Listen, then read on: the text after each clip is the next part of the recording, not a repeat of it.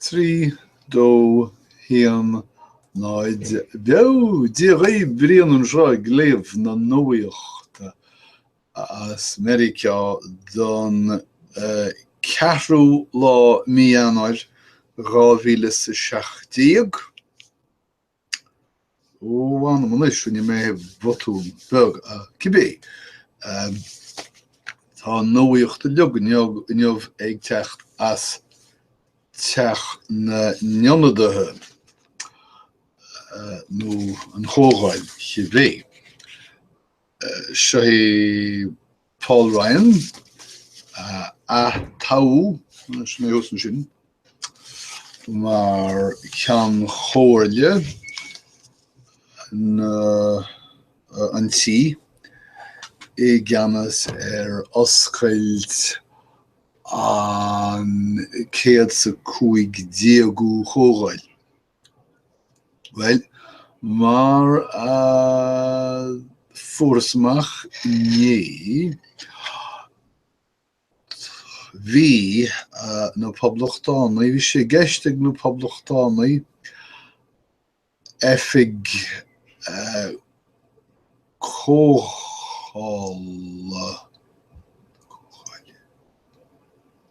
Oifig cógála na hEitice hachtú. Agus bin beidir an chéad rud rinne siad an iirecht an Oifig seo hachtú agus mar a thuig fí bhús achrannach seo do heisiún nua na cógála. Well, deire an chunspóid chó achrannach sin gur éirí an pártaí poblachtánaach as an plean. Shréig siad a níireacht agus dag siad láré. Bhí cheart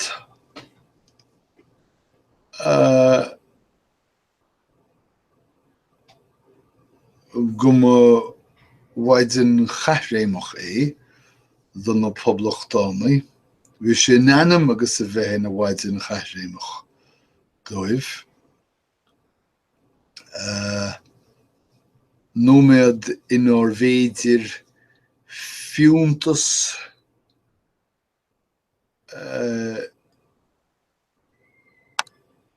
rialtas éantathe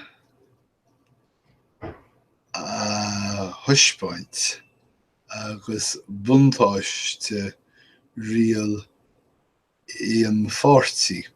Ach faoin bhean lé agus níl méid má go faoi seo bhí teachtareacht ag ceannarí fórtaí. Ní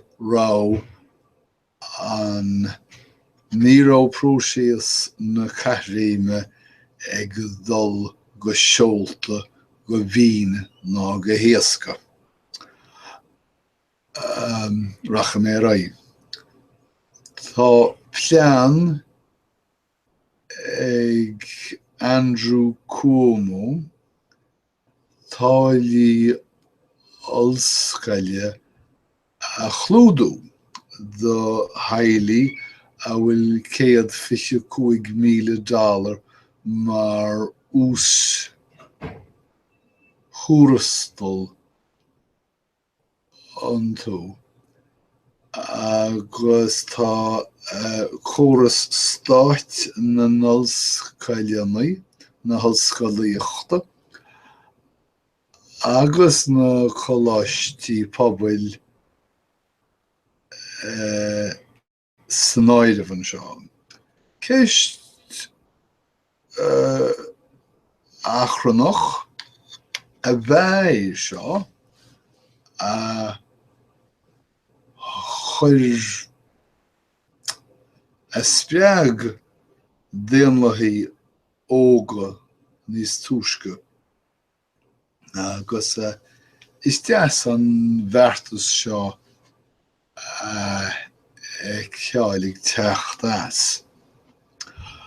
Thar learmas is cosúil go bhfuil cultúr na Caimiléireachta ag bora san India agus go rómhinnic a ictir cáilís agus chamastíl ag teachtas go háirithe le láramid gluaimeí.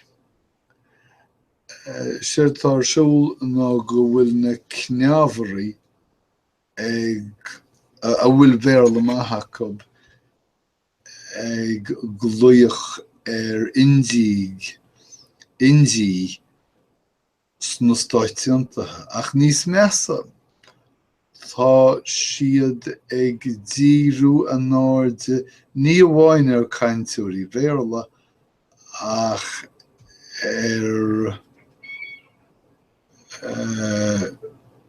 caintúirí Hindi agus Gujarati agus le héad oscantrú agus ag ligint orthu féin gom figi rialta siad. Racha mé rá. Ní féidir Trump a hachant inniuh agus ní dhéanana sin. Deir an túsal Trump go bhfuil sé olamh do cha margheall frádáil.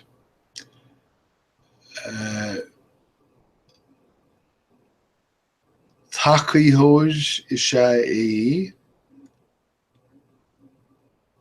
ní heag am leisciil tá ag léamh an cheanlín is seo mí cheart.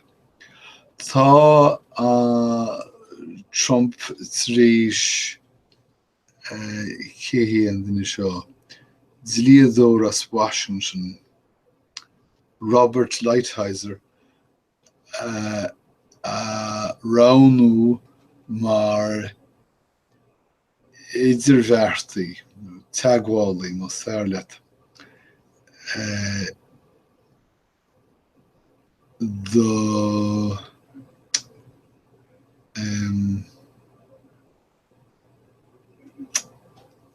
trádáil is dócha idirmheartaí trádáil ach má sé tá an duine seo Robert Lighthizer ina hachaí thóir do folasithe caomhnaíochta agus cosantacha. Well, sin dearcha Trump is dócha tá sé gcéir America chosint ón seabhaic ecinn sé thar lear. Well, Megyn Kelly is coimhlín go raibh sé nach go dearg i dtrí agus Donald Trump ach ba chrán tacaí i Fox News freisin stáisiún telefíse atá go mór son folasithe Trump. No bhfuil mé á measca sús le duine eile. Bhí Megyn Kelly a hit amach leis. Tá sagam gur duine acu freisin bítear gur bhí Megyn Kelly a chur i le a bhainisteóra go raibh míúsáid dionanta ag sé. Cibé tá sí ag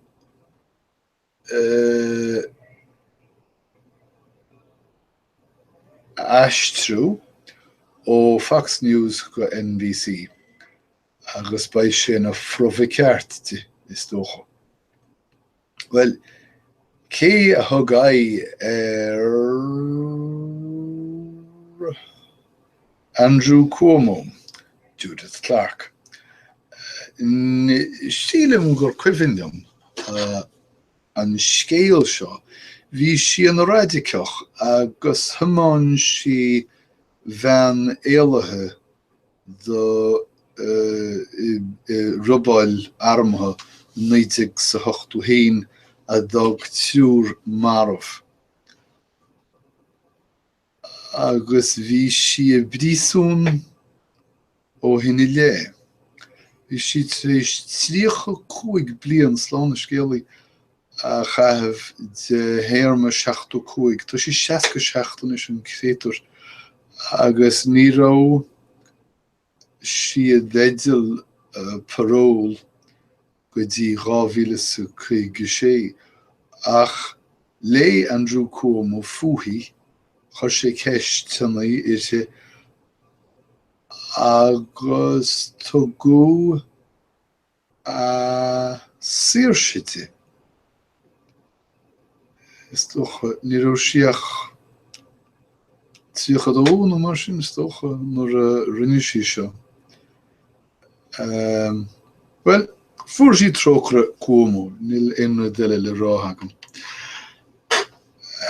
Tá scanán documéideach a tuairt le tuiscint go neacha an Titanic go tón puil mar sinné grinneal, sinna mé grinneal.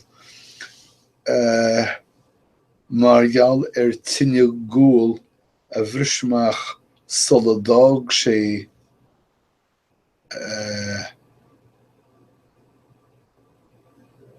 talamh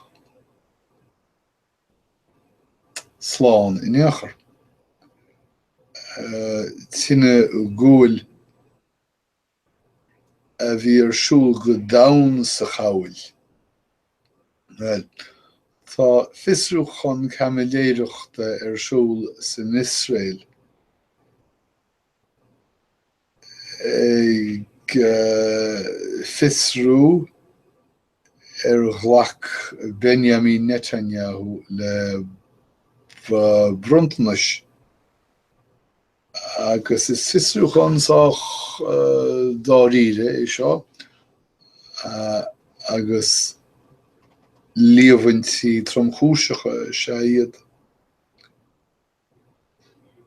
Tá clár ceartais aisiriach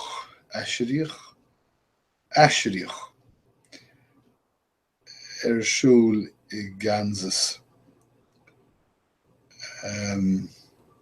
faoi láthair. Thairn gíon le chéile íospartaí chóideachta agus na corpaí a chuir a síolta a gceann. Chuirtear síos I nuaíocht an léineamh sliúr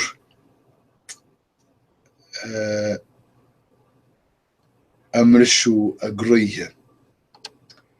Well, bhí bamhlaí go dtí le déanaí gur thug JP Morgan Chase bónus saineála mór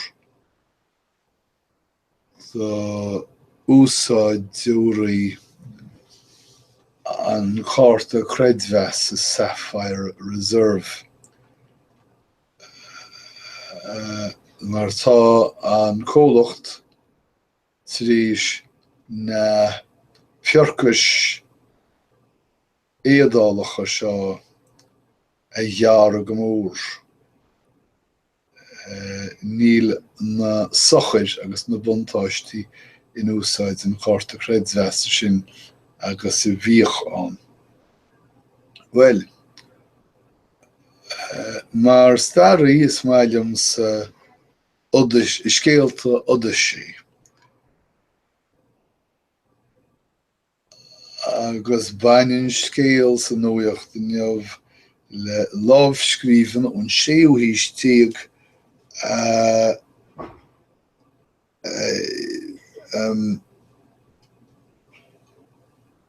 a dzima as rairk in Mexico blianto hin agus a hánig rais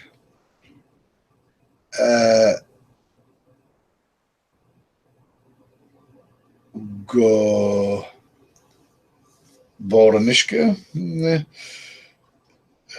le well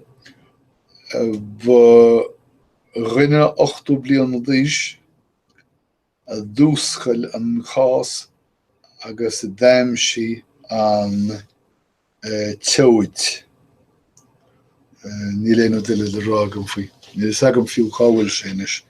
Tíime sé as ráir mar a deireadh in Mexico ach. Tá éile.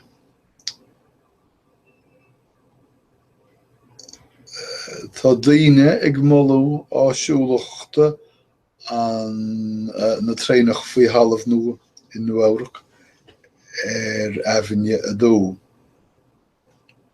Well, tá ag molú orgán Madison Square Gardens is cosúil.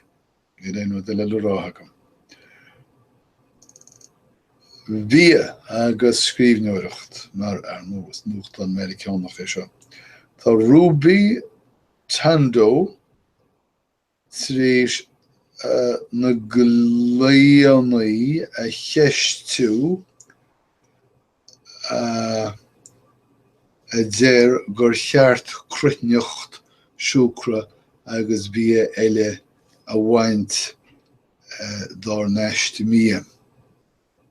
Agus bhfuil bíoch aice, ní cheasta mé in a haid. Agus sinna méid sin an nóíocht don láineamh, tásúla agam go bhain si bhúsáid é gnas, agus go mbeidh muid ag caint le chéile a rís sarabhad.